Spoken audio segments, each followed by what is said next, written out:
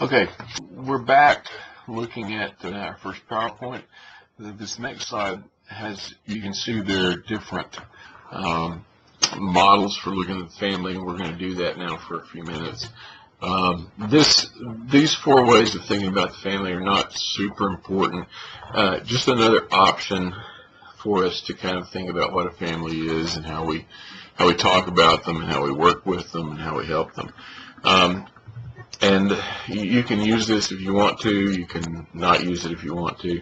It's just another way of thinking, and that is that we can think in terms of an organismic model, which is about the individual more than the family unit. We can think of a mechanistic model, which is more about how people are trained, conditioned, how learning occurs. It's kind of a behaviorism kind of a model of the family. We can think in terms of context, that is, we're dealing with a family based on what has happened. If I'm dealing with a family because there was a death in the family, or if I'm dealing with a family because there was an affair, something like that, then I might use kind of a contextual model to think about what's happening with this family and what this family is. Then there's what we might call kind of a moderate and integrated kind of view, which we might call quasi-contextual, where we're thinking about the context, but all these other things too. It's not terribly complicated, not nearly as complicated as it sounds. So again, just another model for you to maybe think about and use. Now, one of the things we're going to talk about is family life cycle, and we're going to do that quite a bit. Family life cycle is kind of the same principle as taking something like Erikson's theory, something like that, that looks at an individual as they move through the life cycle, and applying the same thing to the family. And in fact, this model here that comes from Sonia Rhodes is doing just that. It's taking Erikson's model and applying it to the family. And if you're familiar with Erik Erikson, then you'll recognize this. There's in every stage that Rhodes proposes, there is both a positive alternative and a negative alternative, and we hope that a family does one as opposed to the other. So if we look at these, and we'll zip through them kind of quickly here. The first one is intimacy versus idealization or disillusionment. This is based on what happens when people get together as a couple, basically.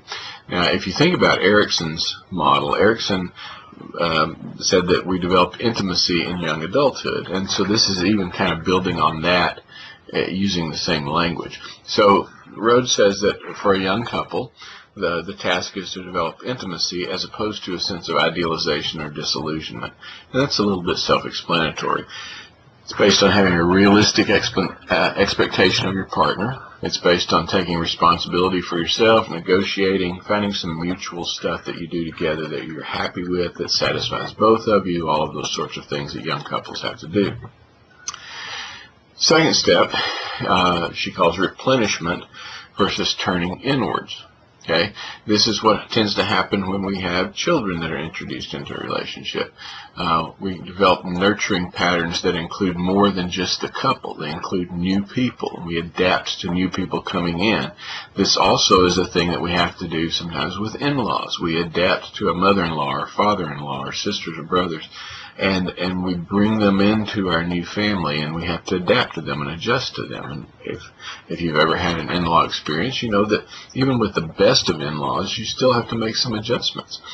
The third stage, individuation of family members versus a pseudo-mutual organization. Pseudo-mutuality is a Bowenian term that comes from this idea that a pseudo-mutuality, that we kind of have this clingy, dysfunctional kind of family that we all, it's almost kind of like a family cult, where if you step outside of our family, we're going to ostracize you. If you step outside of our rules or our ideas, we're going to not like you as much as we should.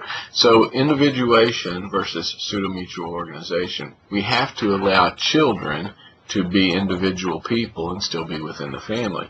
This is particularly true as they move toward being teenagers. So we help them become individuals but be a part of the family, as opposed to being in this kind of closed family system where you can't ever step outside. You want to stay away from the big bad outside world and all those sorts of things. Fourth stage, finding companionship versus isolation. This is related to when we have teenagers in our house. Teen socialization, teen sexuality, teens figuring out how to separate slowly from parents. Marital reinvestment. When our kids start to get older and we get the sense that, oh my gosh, they're going to move out of our house at some point. What are we going to do? We don't have a good marriage. How are we going to have anything that's worth anything once our kids are gone? So you got to reinvest in the marriage, revitalize the marriage. It's a shift from parental authority to mutual accommodation.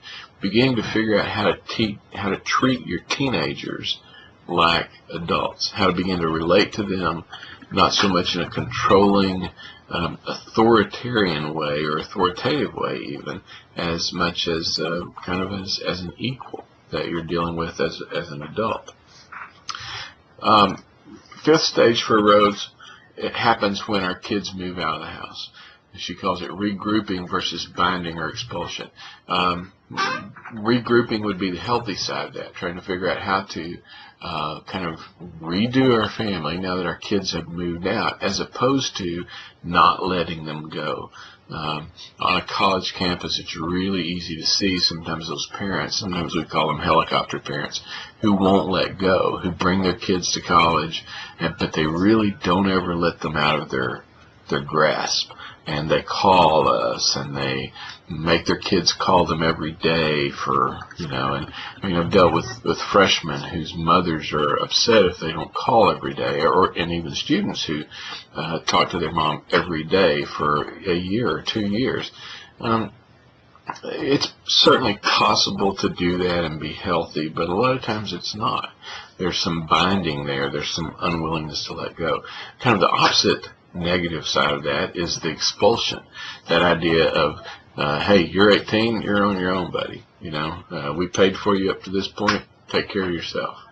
And some families do that. Some families say to their kids, we'll help you up to a certain point, but if you want to go to college, you're on your own. Or if you want to do this or that, you're on your own. And that kind of expulsion from the family when an 18-year-old is not necessarily ready for that, can be really dysfunctional. Sixth stage, Rhodes calls rediscovery versus despair. As kids grow up, they go on, they have families of their own. This is when we're kind of in this older part of life, and we have to kind of rediscover our marriage. We have to kind of figure out, what are we going to do for the last 20 or 30 years of our life? What are we going to do now that it's just you and me? And for a lot of people that can be an incredibly healthy, incredibly exciting and fun time. For a lot of people it can be really sad and really hard. So that's one of those times when a lot of marriages don't necessarily break up, but they don't stay very healthy. So renegotiate some things, rediscover our relationship. And then the last stage is the stage of mutual aid versus the notion of uselessness. As we get really old, it's really important that older adult couples kind of develop some kind of mutual helping system. That's not always possible. I had a father who was in a wheelchair, scooter kind of thing for the last several years of his life, and he got worse and worse and worse, and my mother really had no option but to just become a caretaker. And there were some things he could do that were helpful, but mostly she took care of him, and it was not healthy. But sometimes it's the only option people have. If we have the option to kind of have a mutuality there, where even if I have some kind of disability or some kind of physical problem, I can still contribute something. I can still help you in some way as my partner. That's the best possible thing that we can come up with there for that age group. Now, before we move on and think about maybe some other family theories, I want us to think a little bit about the basic individual developmental theories, because those are important. Now, some of you know these inside and out. If you do, then don't worry about them too much. If you've never heard of these, or you've never thought about them, then you probably ought to pick up something and read through them and kind of get a grip on them, because they're really important in terms of thinking about any kind of developmental theory. And these are our basic foundational theories of individual development. And they all apply because individuals exist within families. Families are made up of individuals. So these basic developmental theories are going to be important to us. So I'm going to just go through these really quickly. And then if you don't know anything about these, if you don't understand these at all, I would just, Google them up, Wikipedia them, look for some basic stuff where you can kind of understand these things. So the first one is Freud's psychosexual theory. If you're one of those people who've never really studied Freud, and all you think when you think of Freud is, oh my gosh, he was this horrible atheistic, weird person, I'm going to encourage you to think again and be a little bit more open-minded about that. Freud was brilliant. He was wrong about some stuff, but anybody who comes up with a theory that we're still talking about 100 years later, that still has a lot of valid points in it, and he didn't do experiments, he didn't do research, he just observed this and kind of pulled it together in his own mind, that's brilliant. And there's a lot of Freudian theory that I think really is valid and true and really is good for us to understand. So Freud's psychosexual theory is about infancy and early childhood. You know that. His focus was that most of everything that's important about our personality happens in infancy and early childhood. He's not far off with that. Most of the time we think if somebody's 4 or 5 or 6 years old, their personality is kind of solid, and we can make adjustments and we can work on things, but your personality is kind of nailed by the time when you're a little kid. So he's not wrong about that necessarily. He believed that the child-parent relationship was crucial to our development, that it was the foundation for everything that happened afterwards. I think he's kind of right about that too. Now, some of the specifics that he came up with, we may not necessarily agree with, but his focus on the child-parent interaction as being the foundation for our personality, for our social interaction, all those kinds of things, is probably right on target. Third thing about Freud was that he believed that our development was focused on pleasure-seeking behaviors. Now, he talked of those in sexual terms, and you can maybe not like that, and that's okay, I understand that. But the truth is, if you really look at Freud and try to understand it, what he's talking about is a kind of a pleasure-seeking behavior that we do, where we try to do things that make us basically physically feel good. It's why babies suck on things. It's why babies, even if they're not nursing, will suck on a pacifier. What the pacifier does is it soothes them. It makes them feel better physically. And Freud believed that all those developmental stages had some of that in there. I think that's probably pretty accurate. I think that we do that. If you've ever had a baby and watched them, they soothe themselves by getting physical pleasure. And a lot of us still do that. When I'm bored, when I have the anxiety of boredom, I find myself standing in front of the refrigerator. I want to put something in my mouth. I want to chew on something or drink something. It makes me feel better. And some of you don't have that experience, but some of you know exactly what I'm talking about. And that's a Freudian idea. He also believed that we had a lot of unconscious processes that affected us, things that were going on inside of us that we're not completely aware of. I also think he's pretty on target there. Before we talk about Erikson, we're going to take a break, come back to a new video, so I'll be back in a second.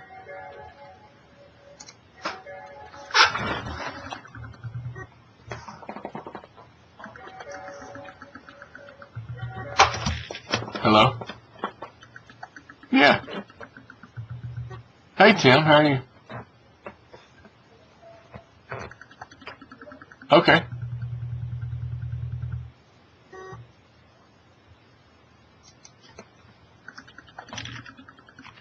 Uh-huh.